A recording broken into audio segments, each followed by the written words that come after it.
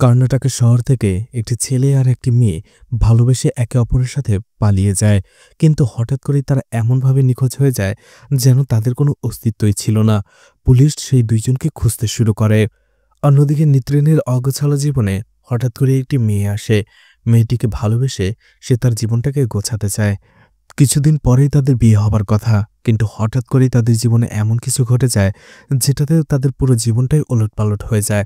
শেষ পর্যন্ত নিত্রিনের জীবনে কি হয়েছিল, অন্যদিকে কর্ণাটকের সেই দম্পতির মাঝে কী বা হয়েছিল, তারা কোথায় হারিয়ে গিয়েছিল, সেই রহস্যেরই সমাধান করা হবে আজকের মুভিতে।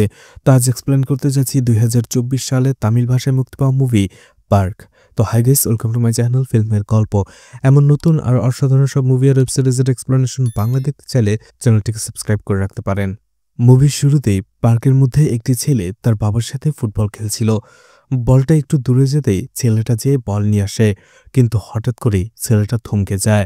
আর যখনই ওপর দিকে সে তাকায়, সে কিছু একটা দেখে এমনভাবে থমকে যায় যেন সে ভূত দেখেছে, আর সে ভয়ে আটকে ওঠে সেখানে। এরপরে একজন মহিলাকে গডের কাছে প্রার্থনা করতে দেখা যায়, যেখানে সে বলছিল যেন তার ছেলেকে একটু সুবুদ্ধি সুজ্ঞান দেওয়া হয়। এরপরেই পুজো শেষ করে সে চলে আসে তার ছেলে নিত্রেনের কাছে। এই নিত্রেন হচ্ছে ব্যাচেলর যুবক, অর্থাৎ সে কোনো কাজ টাজ করে না, শুধুমাত্র বন্ধুদের সাথে ঘুরে বেড়ায় আর সারাদিন এভাবেই কাটিয়ে দেয়। তার মা বলে, সারাদিন এভাবে কাটালে হবে, সামনেই তোমাকে বিয়ে করতে হবে, বয়স পেরিয়ে যাচ্ছে, এখন যদি কোনো কাজ না করো তোমাকে মেয়ে কে দেবে। কিন্তু নিত্রেন বলে, এতে আমার দোষ কি, আমি তো চাকরি খোঁজার চেষ্টা করছি, এখন চাকরি না পেলে আমি কি করব। এরপরেই নিত্রেন সেখান থেকে চলে আসে। নিত্রেন আর তার বন্ধু পান্ডিয়া মন্দিরে আসে। এই মন্দিরে এসে তারা রোজ একসাথে প্রার্থনা করে যাতে দুইজনের ভালো কোনো চাকরি হয়ে যায়। নিত্রেন বলে, আজকে তুই এখানেই থাক, আমি নতুন জুতো কিনেছি, যদি জুতো চুরি হয়ে যায় তাহলে কি হবে। পান্ডিয়াকে নিচে রেখেই নিত্রেন উপরে চলে যায় পুজো দেওয়ার জন্য। সেখানে সে পুজো দিতেই যাবে, হঠাৎ করে চোখ খুলতে ইয়ালিনী নামের একটি মেয়েকে দেখতে পায়, যেও সেখানে পুজো দিচ্ছিল। প্রথম দেখাতেই নিত্রিনের ইয়ালিনীকে ভালো লেগে যায়। সে পুজো দেওয়া বাদ দিয়ে ইয়ালিনীর পেছনে পেছনে মন্দিরের ভেতরেই ঘুরতে থাকে। এরপরেই আদি নামের একজন সাইকোকে দেখানো হয়, যে একসাথে 3টা সিগারেট টানছিল, আর তার সামনে বসে হাত পা বাঁধা একটি মেয়ে তার কাছে রিকোয়েস্ট করছিল তাকে ছেড়ে দেওয়ার জন্য। তখনই আদি বলে, তুমি এভাবেই কাতরাতে কাতরাতে আমাকে রিকোয়েস্ট করো, তাহলেই তো আমার ভালো লাগবে। তুমি আমার কাছে তোমার সম্মান আর জীবন ভিক্ষা চাও, তাতেই তো আমার আরও বেশি মজা হবে। কিন্তু মেয়েটি খুবই ভয় পাচ্ছিল, বুঝে যাচ্ছিল আদি হয়তো একটু পরেই মেয়েটিকে ধর্ষণ করবে, এরপরে মেরে ফেলবে। এই আদি হচ্ছে এক্সএমএলের ছেলে, যার ফলে সে এই ধরনের কুকর্ম করে বেড়ালেও পুলিশ তার কিছুই করতে পারে না। এছাড়া মানুষ ভয়ে পুলিশের কাছে যেয়ে তার নামে কোনো কমপ্লেনও করে না, বিশেষত মেয়েরা। আদির কথা মতোই মেয়েটি তাকে রিকোয়েস্ট করছিল সে যেন তাকে ছেড়ে দেয়, কিন্তু আদি সেখানে হাসছিল আর স্মোক করছিল। তখনই তার বাবা কল করে আর বলে, তুমি যেখানেই থাকো না কেন বাংলোতে চলে আসো, আমি একটু পরে বাংলোতে আসব, তোমার সাথে আমার একটা ইম্পর্টেন্ট মিটিং আছে, আর এটা খুবই ইম্পর্টেন্ট, তাই তোমার যে কোনো কাজ থাকুক না কেন সেটা ফেলে তুমি বাংলোতে চলে আসো। ফোনটা রাখতেই আদি একটু রেগে যায় আর মেয়েটার দিকে কিছুক্ষণ তাকিয়ে থেকে এরপরেই আদি বাইরে চলে আসে।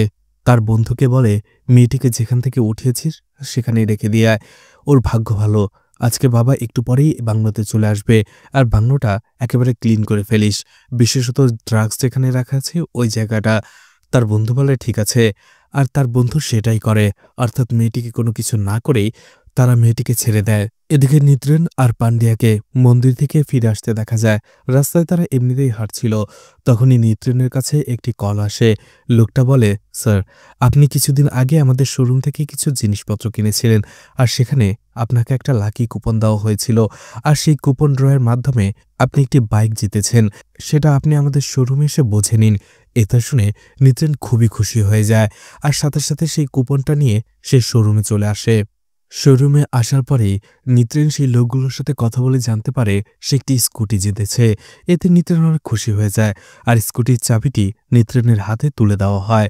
কিন্তু স্কুটিটা নিতে যেই দেখে স্কুটির ঠিক পাশে একটি পালসার দাঁড় করানো, অর্থাৎ এটাও উপহার হিসেবে কাউকে দেওয়া হয়েছে। নিত্রেন মনে মনে ভাবতে থাকে, ইস, এই স্কুটিটা না পেয়ে পালসারটা পেলে কতটা ভালো হতো। নিতেন তার স্কুটিটাকে ফেলে রেখে পাশে পালসারের কাছে যেয়ে সেটাকে বিভিন্নভাবে দেখতে থাকে আর বারবার আফসোস করতে থাকে। তখনই ইয়ালিনী নামের সেই মেয়েটি সেখানে চলে আসে। আসলে ইয়ালিনীও গোপন ড্রয়ের মাধ্যমে এই পালসার বাইকটি জিতেছিল। ইয়ালিনী নিতেনকে পালসারের কাছে দেখে সে ভাবে হয়তো সে ভুল জায়গায় চলে এসেছে, কারণ নিতেন পালসারটাকে নিয়ে এমন ভাব করছিল যেন মনে হয় এটাই সে জিতেছে। তখনই নিতেন বলে, না ম্যাডাম, আমি পাশের স্কুটিটা জিতেছি। ইয়ালিনী বলে, আর আমি পালসারটা। এটা শুনে নিতেন কিছুটা খুশি হয়ে যায় আর ইয়ালিনীকে অফার করে, আপনি তো মেয়ে, আপনি তো আর পালসার চালাতে পারবেন না। আপনি এক কাজ করুন, আমরা বাইকটা অদল বদল করে ফেলি। পালসারটা আপনি আমাকে দিয়ে দিন, স্কুটিটা আপনি নিয়ে নিন, এতে দুজনেরই লাভ হবে। ইয়ালিনী ভাবে, হ্যাঁ ঠিকই তো, সে পালসারটা নিলে কোনোভাবেই চালাতে পারবে না, বরং স্কুটিটা হলেই তার ভালো হয়। আর এই জন্য নিত্রিনের সাথে সে ডিলটাতে রাজি হয়ে যায়। আর এতে নিত্রিনও অনেক খুশি হয়ে যায়। সে পালসারটা নিয়ে চলে আসে সেখান থেকে। এরপরেই নিত্রেন আর পান্ডিয়া তার পালসার বাইকটা নিয়ে মন্দিরে চলে আসে পুজো দেওয়ার জন্য। পান্ডিয়া তাকে জিজ্ঞেস করে, পুজোর জিনিসপত্র তো নিয়ে এসেছি, এখনও তুমি এখানে দাঁড়িয়ে আছো কেন? নিত্রেন বলে, আমি একজনের জন্য অপেক্ষা করছি, ইয়ালিনী। ইয়ালিনী অবশ্যই তার স্কুটিটা মন্দিরে পুজো দেওয়ার জন্য নিয়ে আসবে, আর আমি সেটারই অপেক্ষা করছি। তুমি ভেতরে গিয়ে পুজোর জিনিসপত্র রেডি করে নিয়ে আসো। পান্ডিয়াও একটু হাসে আর সে নিত্রেনকে সেখানেই রেখে ভেতরে চলে যায়। ইস, ইয়ালিনী যদি সত্যিই আসতো তাহলে কতই না ভালো হতো, তার সাথে সে একটু কথা বলতে পারত। নিত্রিনের ধ্যান ভাঙতেই সে দেখতে পায় সত্যি ইয়ালিনী তার স্কুটি মন্দিরে পুজো দেওয়ার জন্য নিয়ে এসেছে। আর স্কুটি রেখে সে ভেতরেও অলরেডি চলে গেছে পুজোর জিনিসপত্র রেডি করে নিয়ে আসার জন্য। এদিকে পান্ডিয়া সে পুজোর জিনিসপত্র রেডি করে বের করে নিয়ে আসে। আর এই সুযোগে নিত্রিন সে স্কুটি আর বাইক দুটোরই একসাথে পুজো করে ফেলে। ইয়ালিনী যখন বাইরে এসে এটা দেখতে পায় তখন সে নিত্রেনকে জিজ্ঞেস করে, আপনি এটা কেন করলেন? তখন নিত্রেন বলে, পুজো দেওয়ার সময় পাশে আপনার স্কুটিটা দেখলাম, তাই একসাথে পুজো করিয়ে ফেললাম। আর এমনিতেও অফিসিয়ালি এই স্কুটিটা তো আমারই, এছাড়া এই দুটো বাইকের মধ্যে আমার আপনার বলে তো কিছু নেই, তাই সুযোগ পেয়ে আমি একসাথে দুটোরই পুজো করিয়ে ফেলেছি। এভাবে নিত্রেন সেখানে ইয়ালিনীর সাথে কিছুটা ফ্লার্টও করতে থাকে। ইয়ালিনী বলে, ঠিক আছে, যা করার করেছেন। ইয়ালিনী তার স্কুটিতে আবারও পুজো দিয়ে স্কুটি নিয়ে বাড়িতে চলে আসে আর তার বাবা মাকে এই খুশির খবরটা শোনায় যে সে পুরস্কার হিসেবে একটি স্কুটি পেয়েছে। তার বাবা মা খুশি হয়। এরপরে ইয়ালিনীর মা তাকে বলে, তোমার বয়স পেরিয়ে যাচ্ছে, তুমি বিয়ে করবে কবে? আমরা তোমার জন্য এ পর্যন্ত অনেক ছেলে দেখেছি, কিন্তু কোনোভাবেই তুমি রাজি হচ্ছ না। ইয়ালিনী বলে, বাবা মা, আমি একটু পরে বিয়ে করব, আমার এখনো কিছু কাজ বাকি আছে, আমি আগে নিজের পায়ে দাঁড়াতে চাই। এটা বলে সে ভেতরে চলে যায়। এরপরে রাতের বেলা মদখোর দুইজন লোক মদ খেয়ে মাতাল হয়ে একটি পার্কের সামনে আসে আর বলে, এই পার্কটা সরকার কেন বন্ধ করে রেখেছে? কারণ পার্কটা সিলগালা করা ছিল। তারা দুইজন বলতে থাকে, আজকে এর ভেতরে যে আরাম করে মদ খাবো, কেউ আমাদের কিচ্ছু বলতে পারবে না। দুই বন্ধু বলে, ঠিক আছে চলো। কিন্তু ভেতরে যাওয়ার পরে কিছুক্ষণ পরেই তারা লাফ দিয়ে আবার পার্ক থেকে বাইরে বের হয়ে আসে আর চিৎকার করতে থাকে। এমন মনে হয় যে সেই পার্কের ভেতরে তারা কিছু একটা দেখতে পেয়েছে। তারা দৌড়ে সেখান থেকে চলে যায়। পরের দিনই নিত্রেন এবং পান্ডিয়া একটি দোকানের সামনে দিয়ে যাচ্ছিল। হঠাৎ করে একটি লোক পড়ে যাওয়াতে পান্ডিয়া তাকে বাঁচিয়ে নেয় আর বলে, এই বয়সে হোঁচট খেয়ে পড়ে গেলে কোমরের হাড় একটাও থাকবে না, বিছানায় পড়ে থাকবেন। লোকটা বলে, হ্যাঁ ঠিকই বলেছ, আরও একটু সাবধান হওয়া উচিত ছিল। তোমরা কোথায় যাচ্ছ? নিত্রেন আর পান্ডিয়া বলে, আমাদের কোনো কাজ নেই, পরিবার থেকে রোজ কথা শুনে বের হই, সারাদিন ঘুরে চাকরি খুঁজি, তারপরে আবারও বাসায় চলে যাই, কিন্তু কোনোভাবেই কোনো চাকরি জোগাড় করতে পারছি না। তখনই সেই লোকটা বলে, আমার কাছে ছোট একটা চাকরি রয়েছে ডিশ টিভির, যদি করতে চাও তাহলে করতে পারো। দুজনেই খুশি হয়ে যায়। নিত্রেন আর পান্ডিয়া বলে, হ্যাঁ আমরা সেটাই করব। সেই লোকটা বলে, এই যে এটাই আমার দোকান, ভেতরে যাও, দেখবে একটা মেয়ে বসে রয়েছে, তুমি তার কাছে যে আমার নাম বললেই সে তোমাকে পুরো কাজটা বুঝিয়ে দেবে তোমাকে কি কি করতে হবে। নিত্রেন আর পান্ডিয়া ভেতরে চলে যায়। নিত্রেন দেখতে পায় একটা মেয়ে দাঁড়িয়ে ওপরের শেলফ থেকে কিছু পারছে, কিন্তু হঠাৎ করে মেয়েটি পড়ে যাচ্ছিল। নিত্রেন তাকে যে ধরে আর দেখতে পায় এটা আর কেউ নয়, ইয়ালিনী। এটা দেখে নিত্রেন আরও খুশি হয়ে যায় আর ইয়ালিনীও তাকে দেখে হাসতে থাকে। আর এভাবেই নিত্রেন স্বপ্নের দুনিয়ায় হারিয়ে যায়। সে ইয়ালিনীকে নিয়ে ভালোবেসে সংসার পেতে অনেক কিছুই করে ফেলে, কিন্তু যখনই তার ঘোর ভাঙে সে দেখতে পায় ইয়ালিনী তার হাতে নয় সামনে দাঁড়িয়ে রয়েছে, অর্থাৎ শেলফ থেকে ইয়ালিনী পড়ে যায়নি। নিত্রেন এটা শুধুমাত্র কল্পনা করছিল। ইয়ালিনী বলে, তোমরা আবারও এখানে এখানে কি চাও? তখনই নিত্রেন এবং পান্ডিয়া সবকিছু খুলে বলে। ইয়ালিনীও তাদের কাজটা তাদের বুঝিয়ে দেয়, কিন্তু ইয়ালিনী বলে এখানে বেতন অনেক কম, তোমাদের দুজনে এ কটা টাকায় চলবে তো?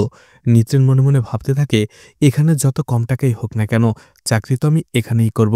নিত্রেন বলে, হ্যাঁ চলে যাবে, কোনো কিছু না করার থেকে কিছু তো করা ভালো। নিত্রেন এবং পান্ডিয়া কাজ বুঝে সেখান থেকে চলে আসে। আসলে তাদেরকে কয়েকটি বাড়ি লিজ দিয়ে দেওয়া হয় সেখানে ডিশ অ্যান্টেনা লাগিয়ে দেওয়ার জন্য। নিত্রেন এবং পান্ডিয়া সেটাই করে, কিন্তু সেখানে যে আর সেই কাজগুলো করতে যেয়ে তারা কিছু অদ্ভুত পরিস্থিতির সম্মুখীন হয়। আর কাজ শেষে দুজনে একসাথে সেই কথাগুলোই বলছিল।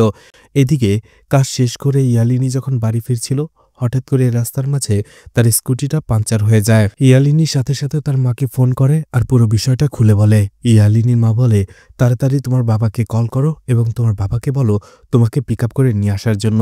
ইয়ালিনী সেটাই করে, তার বাবাকে কল করে, কিন্তু তার বাবা বলে, আমি একটু দূরে আছি, আমার আসতে অনেকটা সময় লাগবে, তুমি একটা কাজ করো, অটো নিয়ে চলে আসো।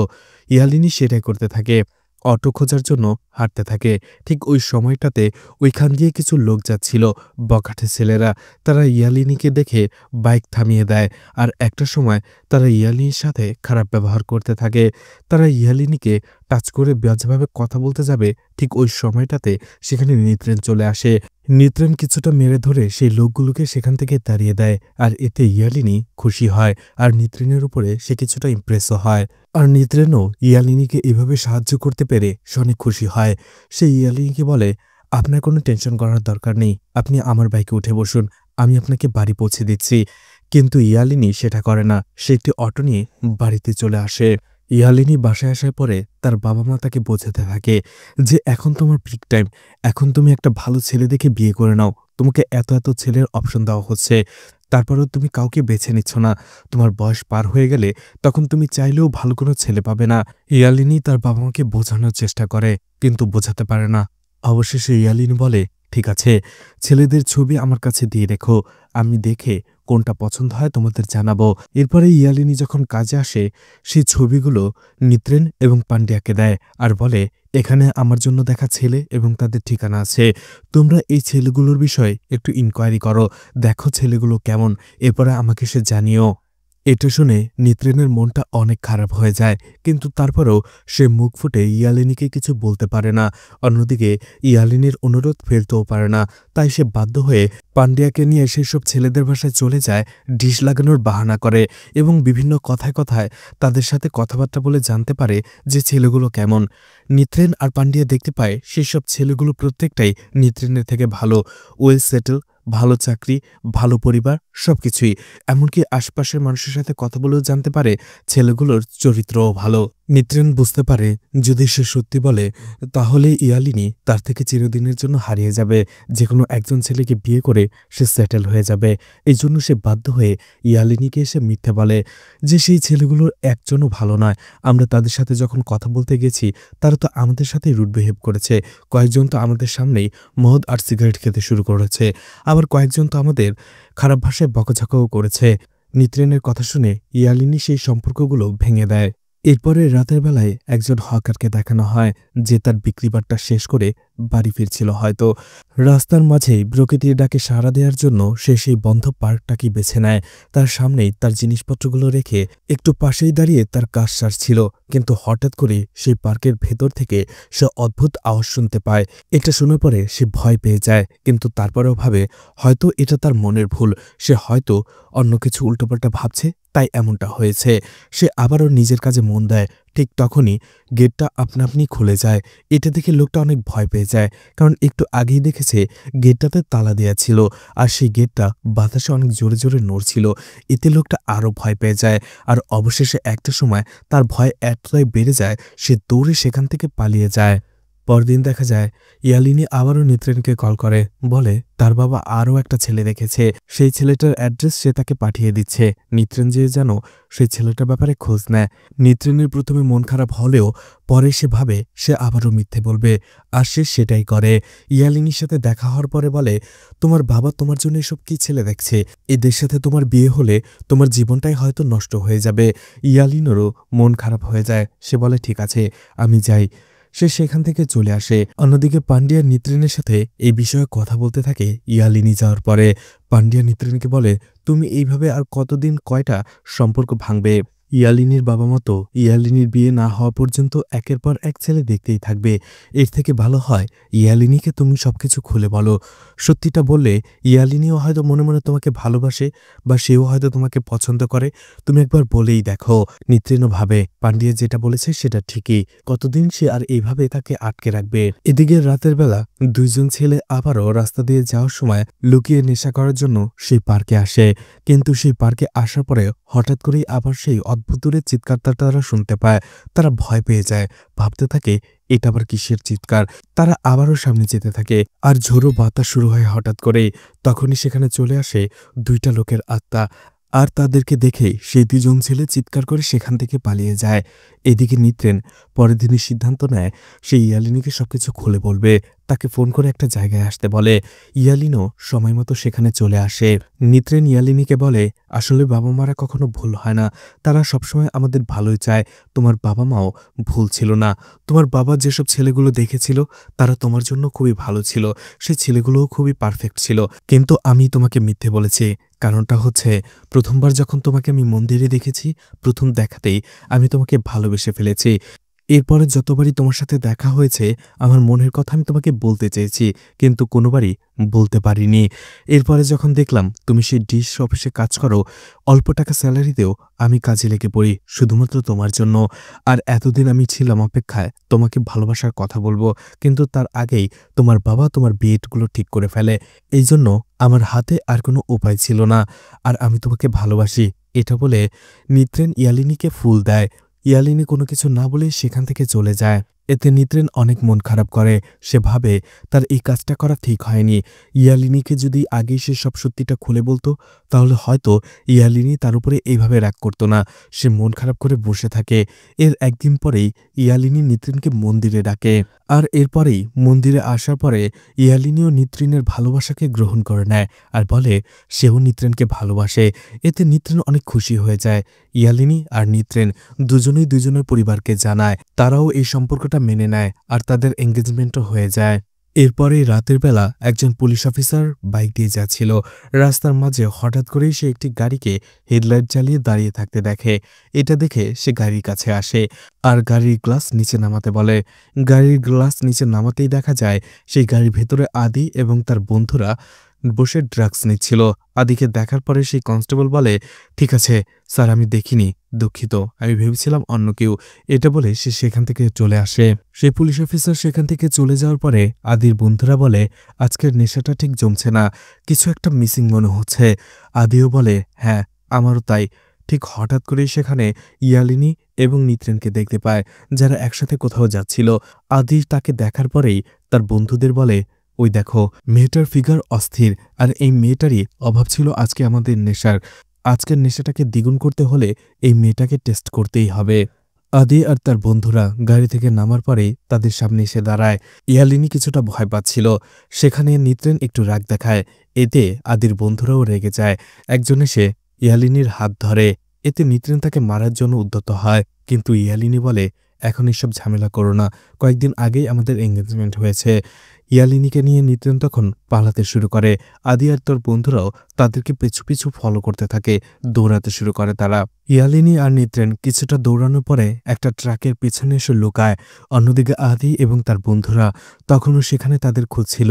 ইয়ালিনী বলে, আমাদের অন্য কোথাও লুকিয়ে পড়তে হবে, না হলে ওদের সাথে আমরা দৌড়ে পারবো না। নিত্রেনও তাকে নিয়ে অন্য দিক দিয়ে একটা বাড়ির ভেতরে চলে আসে, কিন্তু দেখা যায় সেই বাড়ির নিচেও কয়েকজন রাউডি মদ খেয়ে নেশা করে বসেছিল। তারাও মেয়েটাকে দেখার পরে, অর্থাৎ ইয়ালিনীকে দেখার পরে সেই মেয়েটাকে ধরে আনতে বলে। এটা শুনে নিত্রেন আর ইয়ালিনী সেখান থেকেও পালাতে শুরু করে, আর সেই লোকগুলো তাদের ফলো করতে শুরু করে। একটা সময় বাধ্য হয়ে ইয়ালিনী আর নিত্রেন সেই পার্কটার গেট টপকে সে ভেতরে ঢুকে পড়ে। কিন্তু হঠাৎ করে সেই পার্কের ভেতরে ঢুকতেই ইয়ালিনী আর নিত্রেনের ওপরে সেই দ্রুত আটটা ভর করে। অন্যদিকে সেই রাউডির লোকগুলো তখনও তাদের পিছু করছিল। তারাও পার্কের ভেতরে চলে আসে, কিন্তু আত্মা ভর করার পরে ইয়ালিনী আর নিত্রেন একেবারে অন্যরকম হয়ে যায়। তারা অদ্ভুত ব্যবহার করতে থাকে, তাদের ভেতরে প্রচণ্ড শক্তি চলে আসে, আর সেই লোকগুলোকে তারা সেখানে প্রচণ্ড ধোলাই করে। আর ইয়ালিনী আর নিত্রেনের এই রূপ দেখে তারা ভয় পেয়ে সেখান থেকে পালিয়ে যায়। এরপরে তারা বাসায় চলে আসে। রাতের বেলায় ইয়ালিনীর মা দেখতে পায় তার মেয়ের রুম থেকে অদ্ভুত সব আওয়াজ আসছে। ভেতরে যে চেক করতে দেখতে পায় ইয়ালিনী এত রাতে বসে বসে হরর মুভি দেখছে। এটা দেখে ইয়ালিনীর মা একটু ভয় পেয়ে যায়, কারণ ইয়ালিনী দিনের বেলাতেও কখনো হরর মুভি দেখে না, ভূতে তার ভয় আছে। কিন্তু এত রাতে বসে ইয়ালিনী একা একা ভূতের মুভি দেখছে, এই বিষয়টা নিয়ে তার সন্দেহ হয়। সে ইয়ালিনীর বাবাকে ডেকে নিয়ে আসে, আর ইয়ালিনী যা করছে সেটা দেখায়। সে নিজে অনেক ভয় পেয়ে গিয়েছিল। ইয়ালিনীর বাবা বলে, থাক, এখন যা করছে করতে দাও, কালকে সকালে জিজ্ঞেস করব। এদিকে নিত্রিনের মা দেখতে পায় এত রাতে নিত্রিনের ঘরে আলো জ্বলছে, এছাড়া সেই ঘর থেকে অনেকটা ধোঁয়াও বের হচ্ছে। এটা দেখে নিত্রিনের মার কিছুটা সন্দেহ হয়। সে নিত্রিনের ঘরে উকি মারে। দেখতেই সে দেখতে পায় নিত্রেন এত রাতে একা একা বসে বসে মদ খাচ্ছে আর সিগারেট টানছে। এটা দেখে নিত্রেনের মা অনেকটাই অবাক হয়ে যায়, কারণ দিনের বেলাতেও নিত্রেন তেমন একটা সিগারেট খায় না, আর মদ তো দূরের কথা, অথচ আজকে রাতের বেলা ঘরে বসে সেই কাজটা করছে। এটা তো নিত্রেনের স্বভাবের সাথে একেবারেই যায় না। কি হয়েছে নিত্রেনের? পরদিনই নিত্রেন আর ইয়ালিনী একটি খাবারের দোকানে যেয়ে তান্দুরি চিকেন খেতে থাকে। ঠিক ওই সময়টাতে খাবার কেনার জন্য সেই খাবারের দোকানে পান্ডিয়াও চলে আসে। হুট করে তার চোখ পড়ে ইয়ালিনী আর নিত্রেনের ওপরে। সে এটা দেখে অবাক হয়ে যায়, কারণ ইয়ালিনী আর নিত্রেন তারা দুজনেই ননভেজ খাবার খায়, অর্থাৎ কখনোই তারা মাংস খায় না। তাহলে কেন হঠাৎ করে আজকে এভাবে সে তারা মাংস খাচ্ছে? এছাড়া তাদের খাবারের ধরনটাও অদ্ভুত ছিল। এটা দেখে পান্ডিয়া কিছুটা ভয় পেয়ে যায়। কিছু না বলেই সেখান থেকে চলে আসে সে। এদিকে রাতের বেলা একজন বৃদ্ধ লোককে সাইকেল নিয়ে কোথাও যেতে দেখা যায়, কিন্তু হঠাৎ করেই তার কানের পাশ দিয়ে একটি শব্দ বয়ে যায়, আর হঠাৎ করেই সেই লোকটা সাইকেল থেকে পড়ে যায়। লোকটার মনে হতে থাকে কেউ তাকে ধাক্কা দিয়েছে, কিন্তু লোকটা আশেপাশে কাউকেই দেখতে পায় না। এতে বৃদ্ধ লোকটা অনেক ভয় পেয়ে যায়। এরপরে এই লোকটা দেখতে পায় যে তার সাইকেলটা একাই উঠে দাঁড়িয়েছে। এরপরে সাইকেলটা একাই চলতে শুরু করে। এতে বৃদ্ধ লোকটা আরও ভয় পেয়ে সেখানে চিৎকার করে বসে। সে পালাতে শুরু করে, কিন্তু দেখা যায় সেই বৃদ্ধ লোকটাকে ব্রিজের উপর থেকে কোনো একটা শক্তি ফেলে দিচ্ছে, আর লোকটা সেখানেই মারা যায়। পুলিশ খবর পেয়ে সাথে সাথে ঘটনাস্থলে চলে আসে, কিন্তু পুলিশের মনে হতে থাকে যে এটা একটা অ্যাক্সিডেন্ট, আর এই জন্যই তারা অ্যাক্সিডেন্ট ভেবে কেসটাকে ক্লোজ করে দেয়। এদিকে বাড়িতে দেখা যায় ইয়ালিনীর বাবা মা আর নিত্রেনের মা, এছাড়া পান্ডিয়া সবাই একসাথে বসে তাদের দুইজনের ব্যাপারে আলোচনা করছে। নিত্রেনের মা বলে, গতকালকে রাতে আমি যেটা দেখেছি কখনো ভুলতে পারবো না। অন্যদিকে ইয়ালিনীর মা বাবাও বলে, গতকাল রাতে ইয়ালিনী একা একাই ভূতের মুভি দেখছিল, এটা প্রায় অসম্ভব। পান্ডিয়াও সেই খাবারের দোকানের কথা বলে, আর তখন তারা বুঝতে পারে ইয়ালিনী আর নিত্রেনের উপরে হয়তো কোনো কুনজর লেগেছে, তাদের কোনো বাবার কাছে নিয়ে যেতে হবে। ঠিক ওই সময়টাতে ইয়ালিনী আর নিত্রেন বাসায় ফেরে। এরপরে ইয়ালিনী আর নিত্রেনকে যখন বলা হয় যে তাদের সাথে কোনো বাবার কাছে যাওয়ার জন্য, তারা দুজনেই রেগে যায়, আর তাদের চিৎকার করে বলতে থাকে, কেন আমরা তোমাদের সাথে যাব? ইয়ালিনী আর নিত্রেনের এই রূপ দেখার পরে পরিবারের সবাই পান্ডিয়া সহ প্রচণ্ড ভয়ে লুকিয়ে পড়ে। তারা তাদের সাথে কথা বলার পর্যন্ত সাহস পায় না। এরপরে নিত্রেন আর ইয়ালিনী তারা যখন স্বাভাবিক হয়, তখনই তার পরিবারের লোকেরা একটা প্ল্যান করে যে ওদের জোর করে এভাবে নেওয়া যাবে না, কৌশলে নিয়ে যেতে হবে। পান্ডিয়াই আইডিয়াটা তাদের দেয়। নিত্রেন আর ইয়ালিনীর বাবা মা তাদের বলে তাদের বিয়ের আগে একটা পুজো করতে হবে, আর এই জন্যই তাদেরকে একটা বাবার কাছে যেতে হবে। ইয়ালিনী আর নিত্র তারাও রাজি হয়। ইয়ালিনী আর নিত্রেন যখন সেই বাবার কাছে যায়, দেখা যায় সে অনেক লোকের চিকিৎসা করছিল, কিন্তু আসলে সেই লোকটা ছিল ভণ্ড। ইয়ালিনী আর নিত্রেনের ভেতরে যে আত্মা ছিল তারা এটা বুঝতে পারে, আর এটা বুঝতে পেরেই সেই ভণ্ড বাবাকে প্রচণ্ড মারধর করে, তাকে বিভিন্নভাবে শিক্ষা দেয়। এতে সেই ভণ্ড বাবা অনেক ভয় পেয়ে যায়। ইয়ালিনী আর নিত্রেনের বাবা মার কাছে আসে আর বলে, আমি আমার ভুল স্বীকার করে নিচ্ছি, আমি ভণ্ড, আমি আসলে এসবের কিছুই জানি না, আর আজকে থেকে আমি এইগুলো কিচ্ছু করব না, আজকে থেকে আমি আমার কাজ ছেড়ে দিচ্ছি। এটা বলে সে সেখান থেকে পালিয়ে যায়। বাইরে আসার পরে ইয়ালিনী আর নিত্রেন তাদের বাবা মাকে জিজ্ঞেস করে, আরে ওই লোকটার কি হলো, উনি এভাবে পালিয়ে কেন গেল? তারা কিছুই বলতে পারে না, তারা বুঝতে পারে না তাদেরকে কি বলবে। এছাড়া ইয়ালিনী আর নিত্রেনের কী বা হয়েছে, তাদের ঠিক করবে কি করে, এটাও তাদের পরিবারের লোকেরা বুঝতে পারে না। অন্যদিকে আদিকে দেখা যায় তাদের সাহায্য করে, অর্থাৎ ঘুষ খায় এমন একজন পুলিশ অফিসারকে নিয়ে একটি নাইট ক্লাবে পার্টি করতে থাকে, মौज মাস্তি করতে থাকে। এরপরে পার্টি শেষ হওয়ার পরে সেই পুলিশ অফিসার যখন ওয়াশরুমে যায়, তখন সেই ইয়ালিনী আর নিত্রেন সেখানে চলে আসে আর সেই লোকটাকে ভয় দেখাতে শুরু করে। সেই পুলিশ অফিসার সেখানে প্রচণ্ড ভয় পায়। অন্যদিকে নিত্রেন আর ইয়ালিনী মিলে তাকে ধীরে ধীরে ভয় দেখাতে দেখাতে সেখানে মারতে শুরু করে।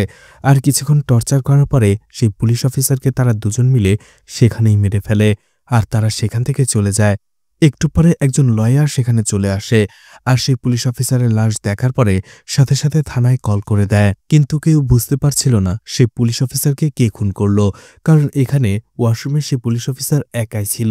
এদিকে ইয়ালিনী আর নিত্রেনের বাড়ির লোকেরা আলোচনা করে সিদ্ধান্ত নেয় এবং আরও একজন স্বামীকে খুঁজে বের করে। তারা ভাবে নিত্রেন এবং ইয়ালিনীকে আবারও সেখানে নিয়ে যাবে। পান্ডিয়া তাদের রাজি করায়, অর্থাৎ সেই পুজোর কথা বলে মিথ্যে বলে। সেই মহিলা স্বামী আসলেই এই ধরনের কাজগুলো করত, যার ফলে ইয়ালিনী আর নিত্রেনকে দেখার পরে সেই মহিলা বুঝতে পেরে যায় যে এদের উপরে আত্মা ভর করেছে এবং সেখানে সে কিছু মন্ত্র পড়ে। আর একটা সময় ইয়ালিনী আর নিত্রেনের ভেতর থেকে সেই আত্মা বের হয়ে সেই লেডি স্বামীর সাথে কথা বলতে থাকে।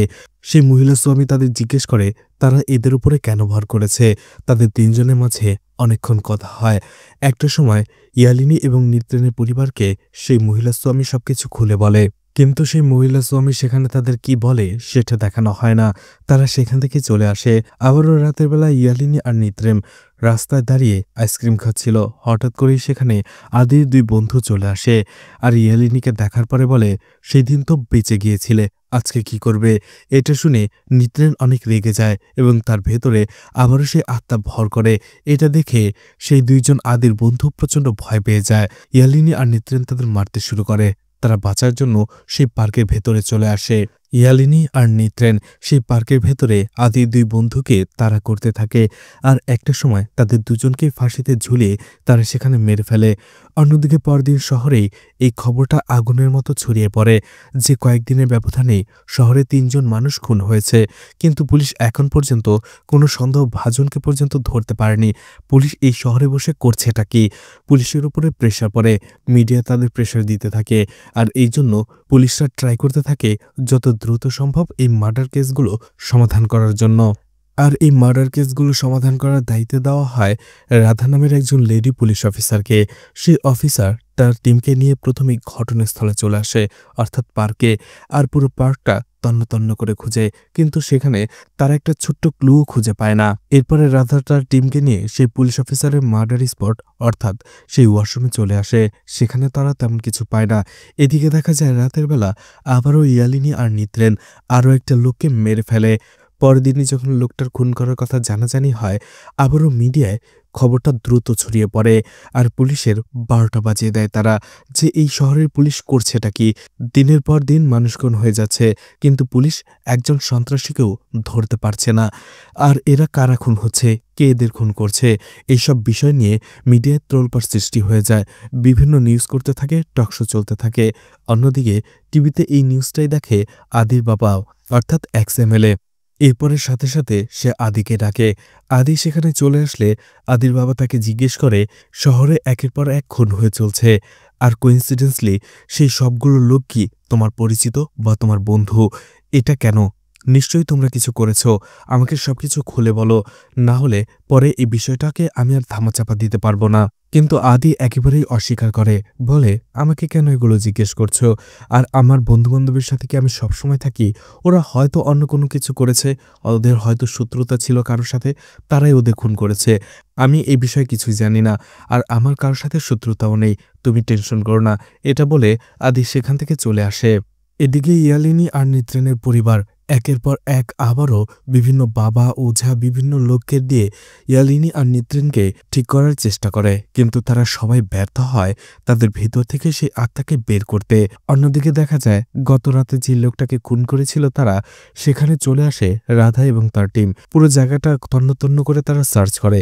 তখনই তারা সেখানে একটা ওয়েডিং কার্ডের টুকরো দেখতে পায়, কিন্তু সেটার ভেতরও অনেক রক্ত লেগেছিল। রাধা কার্ডটা ভালো করে দেখে আর একজনকে ডাকে আর বলে, কার্ডের ভেতরে কার কার নাম লেখা আছে সেটা খুঁজে বের করো। এরপরেই সেই ওয়েডিং কার্ডটা যেখান থেকে ছাপানো হয়েছিল পুলিশ সেখানে চলে আসে আর ওয়েডিং কার্ডটা দেখায় আর জিজ্ঞেস করে, এই যে ওয়েডিং কার্ডটা ছাপানো হয়েছিল তাদের বাড়ির ঠিকানা কোথায়? পুলিশ সেখান থেকে ঠিকানা নিয়ে চলে আসে ইয়ালিনীর বাসায়। আর সেখানে আসার পরে পুলিশ অফিসার রাধা তাদের জিজ্ঞেস করে সেই ওয়েডিং কার্ডের ব্যাপারে, যেটা ওখানে কিভাবে গিয়েছিল। তখন নিদ্রেন বলে, আমাদের কিছুদিন পরে বিয়ে, আর ওয়েডিং কার্ড দেওয়ার জন্য আমরা ওই এরিয়াতেও গিয়েছিলাম, হয়তো ভুল করে সেখানেই পড়ে গিয়েছে। রাধা ইয়ালিনী এবং নিত্রেনের ফোন নাম্বার নিয়ে সেখান থেকে চলে আসে। এরপরেই রাধার কাছে চলে আসে এখন পর্যন্ত যারা যারা খুন হয়েছে তাদের মোবাইল। রাধা বলে, এদের ফোন লোকেশন ট্রেস করো, দেখো মারা যাবার আগে তারা কোথায় কোথায় গিয়েছিল, তাদের ভেতরে কমন কোনো লিঙ্ক আছে কিনা। তখনই তার নিত্রেন আর ইয়ালিনীর কথা মনে পড়ে। এরপরে রাধা একজন অফিসারকে কল করে আর ইয়ালিনী আর নিত্রেনের ফোন লোকেশন হিস্টোরি বের করে দিতে বলে। সেটা আসার পরে রাধা দেখতে পায় সেই লোকগুলো যখন মারা গেছে ওই লোকগুলোর ফোন লোকেশনের কাছাকাছি, অর্থাৎ সেম জায়গাতেই ইয়ালিনী এবং নিত্রেনেরও ফোন লোকেশন ছিল, অর্থাৎ তারাও সেখানে উপস্থিত ছিল। এছাড়া তারা একটা কমন লিঙ্ক খুঁজে পায় সব লোকগুলোর মধ্যে। এরা সবাই আদির বন্ধু এবং সেই পুলিশ অফিসারও আদির অনেক ঘনিষ্ঠ ছিল, অর্থাৎ এক্সএমএলের ছেলে আদির। এটা শুনে রাধা প্রমাণ সব পেয়ে যায় আর এইসব প্রমাণের ভিত্তিতেই রাধা ইয়ালিনী এবং নিত্রেনকে অ্যারেস্ট করে নেয় সেসব খুনের অপরাধে। রাধা ইয়ালিনী আর নিত্রেনকে থানায় নিয়ে এসে ইন্টারোগেশন করতে থাকে আর বলে, তোমাদের সব প্রমাণ আমরা পেয়ে গেছি, এখন বলো এদেরকে তোমরা কেন খুন করেছ? ইয়ালিনী আর নিত্রেন বলে, আমরা তাদের কেন খুন করতে যাব? রাধা বলে, এই লোকগুলো যখন মারা গিয়েছিল তোমাদের ফোন লোকেশনও সেম এরিয়াতে সেম জায়গাতেই ছিল, অর্থাৎ মার্ডার স্পটে তোমরা উপস্থিত ছিলে, তার মানে এই লোকগুলোকে তোমরাই খুন করেছ। ইয়ালিনী আর নিত্রেন বারবার বলতে থাকে, ম্যাডাম আমরা তাদের খুন করিনি, কিছুদিন পরেই আমাদের বিয়ে, প্লিজ আমাদের বাড়িতে যেতে দিন। কিন্তু রাধা রেগে যায় আর বলে, সত্যি না বললে টর্চার করতে বাধ্য হব। তখনই তাদের ভেতরে থাকা আত্মা বাইরে চলে আসে আর সেই দুই আত্মা বলতে থাকে, ওরা খুন করেনি, ওরা কিচ্ছু জানে না, ওদের যেতে দাও। এটা দেখার পরে পুলিশ অফিসার রাধা এবং বাকিরা সেখানে প্রচণ্ড ভয় পেয়ে যায়। এরপরে রাধা ইয়ালিনী আর নিত্রেনের পরিবারের লোকদের সাথে কথা বলে আর জিজ্ঞেস করে, এদের এই অবস্থা কেন? তাদের বাবা মাও বলতে থাকে, গত কয়েক সপ্তাহ ধরে এদের এই অবস্থা, কিভাবে হলো সেটা জানি না, কিন্তু ঠিক করার অনেক চেষ্টা করেছি, কোনো কিছুতেই কোনো কিছু হচ্ছে না। রাধা বুঝতে পারে না কি করতে হবে। কিছুক্ষণ ভাবার পরে বুঝতে পারে যে সেই কিছু করবে। এই জন্য ইয়ালিনী এবং নিত্রেনকে সে আবারও ইন্টারোগেশন করতে থাকে, অর্থাৎ তাদের ভেতরে থাকা দুই আত্মাকে। রাধা তাদের জিজ্ঞেস করে, তোমরাই বলো তোমাদের কি হয়েছে, তোমাদের সাথে কি হয়েছিল, আর তোমরা এর উপরে কেন ভর করেছ? তখন ইয়ালিনী আর নিত্রেন বলতে থাকে তাদের গল্প, অর্থাৎ সেই আত্মারা। রুদ্রা আর প্রিয়া কর্ণাটকে থাকত, তারা একে অপরকে অনেক ভালোবাসত, কিন্তু হঠাৎ করেই প্রিয়ার বাড়িতে সেই কথা জানাজানি হয়ে যায়। রুদ্রা আর প্রিয়ার গোত্র এক ছিল না, যার ফলে তাদের পরিবার কোনোভাবেই এই বিয়েটা মেনে নিতে চায় না। প্রিয়ার পরিবার তার বিয়ে অন্যত্র ঠিক করে দেয়, কিন্তু রুদ্রা আর প্রিয়া একে অপরকে ছাড়া কখনোই বেঁচে থাকার কথা ভাবতেই পারেনি। তাই তারা পালিয়ে যাবার সিদ্ধান্ত নেয় আর একদিন সময় সুযোগ করে তারা বাড়ি থেকে পালিয়ে আসে। রুদ্রার বন্ধু তামিলনাড়ুতে থাকত আর এই জন্যই তারা দুইজন তামিলনাড়ুতে চলে আসে। কিন্তু সেখানে আসার পরে রুদ্রা দেখতে পায় তার বন্ধু বাড়িতে নেই, সেটা তালা দেওয়া। এছাড়া তার বন্ধুর ফোনটাও বন্ধ ছিল। কি করবে বুঝতে না পেরে তারা পাশেরই একটি ছোট্ট হোটেলে চলে আসে। তারা ভাবে আজকের রাতটা এখানেই কাটিয়ে দেবে, কালকে আবারও তার বন্ধুর বাড়িতে যাবে। কিন্তু সেই হোটেলে যখনই তারা রুম নিচ্ছিল, হোটেলের ম্যানেজার তাদের কাছ থেকে আধার কার্ড চায়, কিন্তু তাড়াহুড়ো করে যখন তারা পালিয়ে এসেছিল কেউ কারো আধার কার্ড নিয়ে আসেনি, যার ফলে সেই হোটেল ম্যানেজার তাদের আর রুম দেয় না। তারা বাধ্য হয়ে সেখান থেকে চলে আসে। সারাদিন এদিক ওদিক ঘুরে কি করবে বুঝতে পারে না। অবশেষে বিকেলবেলা একটি পার্কে এসে বসে থাকে। কোথায় যাবে কি করবে কিছুই মাথায় ধরছিল না তাদের। আর দেখতে দেখতেই সন্ধ্যা হয়ে যায়। পার্কের ওয়াচম্যান পার্ক থেকে সবাইকে বের করে দেয়। কিন্তু রুদ্রা আর প্রিয়া সেই পার্কের ভেতরেই লুকিয়েছিল, কারণ তাদের যাওয়ার আর কোনো জায়গা ছিল না। তামিলনাড়ুতে তাদের পরিচিত আর কেউ ছিল না। তারা ভাবে এই পার্কের ভেতরেই রাতটা তারা কাটিয়ে দেবে, আর এই জন্যই তারা একটি বেঞ্চে কাচুমাচু হয়ে বসে থাকে। ঠিক ওই সময়টাতে রুদ্রার বন্ধু এবং রুদ্রা সেখানে চলে আসে ড্রাগস নেওয়ার জন্য, নেশা করার জন্য।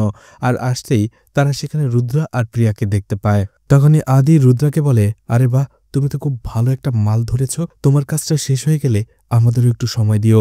তখন রুদ্রা বলে, আরে ভাই, আপনি ভুল ভাবছেন, আসলে আমরা কর্ণাটকা থেকে এসেছি আমার বন্ধুর কাছে, কিছুদিন পরেই আমাদের বিয়ে হবে, আমরা এখানে উল্টোপাল্টা কিছু করতে আসিনি।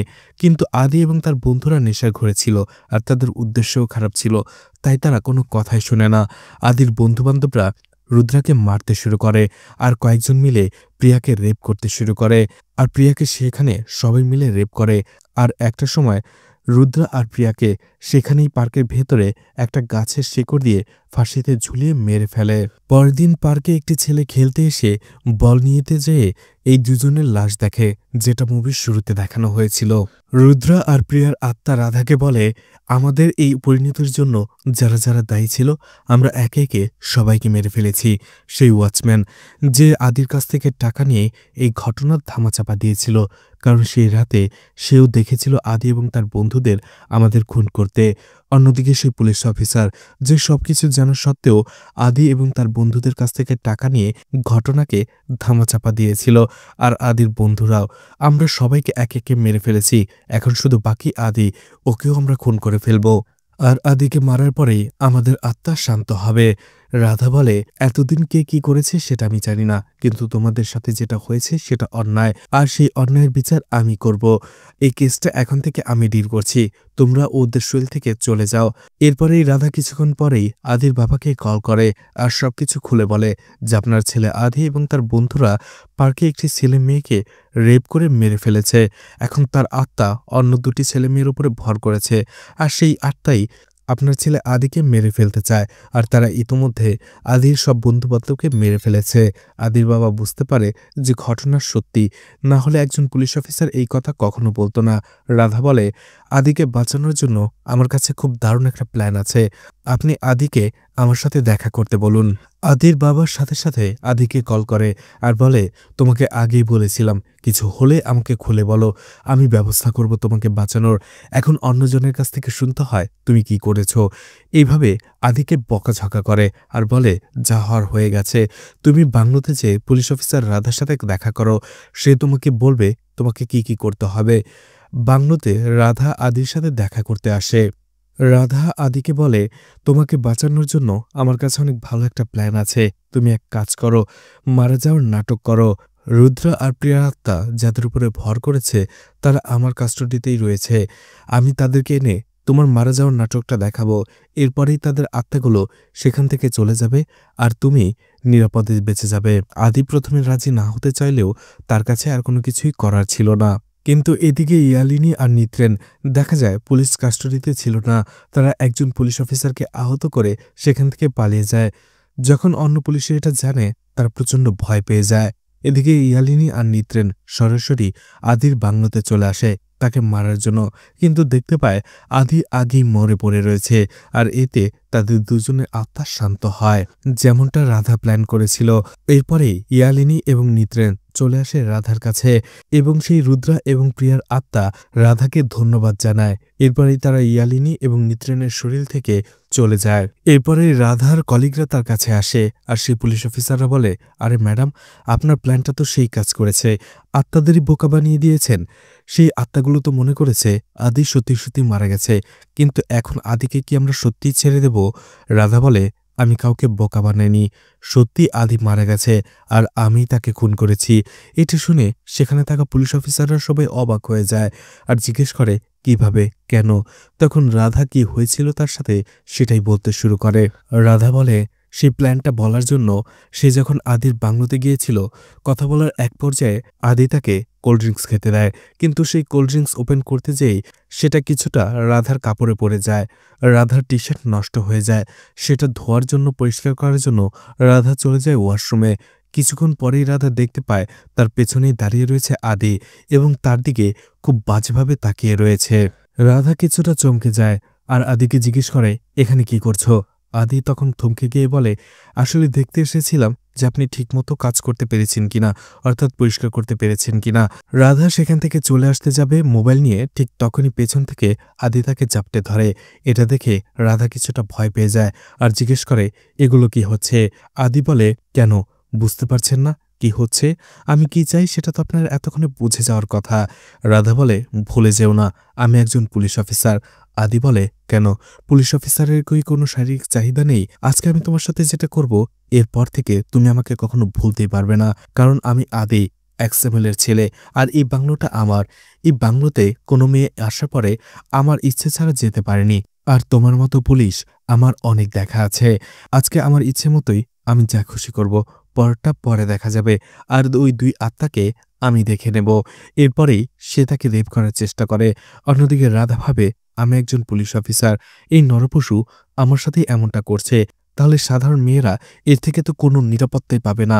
যে কোনো সময় এই হিংস্র পশুর মতো তাদের উপরে ঝাঁপিয়ে পড়তে পারে। আর এই জন্যই রাধা তার কাছে থাকা গানটা বের করে আদিকে সেখানেই গুলি করে মেরে ফেলে। আর এইসব শোনার পরে রাধা এবং তার টিমমেট অবাক হয়ে যায়। এরপরে রাধা আর তার টিমমেটরা মিডিয়ার কাছে বলতে থাকে, শহরের শেষ কয়েকদিন ধরে যে খুনগুলো হচ্ছিল সেগুলো ছিল আদির বন্ধুবান্ধবরা। আর আদি আর তার বন্ধুবান্ধবদের মধ্যে ঝামেলা হয়েছিল, যার ফলে এক্সএমএলের ছেলে আদি তার বন্ধুদের একে একে খুন করেছে। আর এটা জানার পরে আমি যখন তাকে অ্যারেস্ট করতে আসি, সে আমার উপরেই গুলি করতে শুরু করে। তখন আমি নিজেকে বাঁচানোর জন্য আদির উপরে গুলি চালাতে হয়েছে, আর সেই গানফায়ারে সে মারা যায়। আর এভাবেই রাধা সেই কেসটা ক্লোজ করে দেয়। আর এদিকে ইয়ালিনী আর নিত্রান্ন সুস্থ হয়ে যায় আর তাদের বিয়েও হয়ে যায়। আর এখানেই মুভিটা শেষ হয়ে যায়। তো মুভিটি আপনাদের কেমন লেগেছে কমেন্ট করে জানাতে পারেন। ভিডিওটি ভালো লাগলে লাইক কমেন্ট শেয়ার করে পাশে থাকতে পারেন। এছাড়া ভিডিওটি ভালো লাগলে চ্যানেলটিকে সাবস্ক্রাইব করে রাখতে পারেন। আর নতুন ভিডিওর নোটিফিকেশন পেতে চাইলে বেল বাটনটি অন করে রাখতে পারেন। এছাড়া আমার ফেসবুক পেজ এবং ইনস্টাগ্রাম আইডিটি ফলো দিয়ে রাখতে পারেন। যে কোনো প্রয়োজনে সেখান থেকে আমার সাথে কন্ট্যাক্ট করতে পারেন। ভিডিওটি এতক্ষণ ধৈর্য ধরে দেখার জন্য ধন্যবাদ। পুরো ভিডিওতে কোথাও কোনো ভুল হলে ক্ষমাস্বরূপ দৃষ্টিতে দেখবেন আশা করি।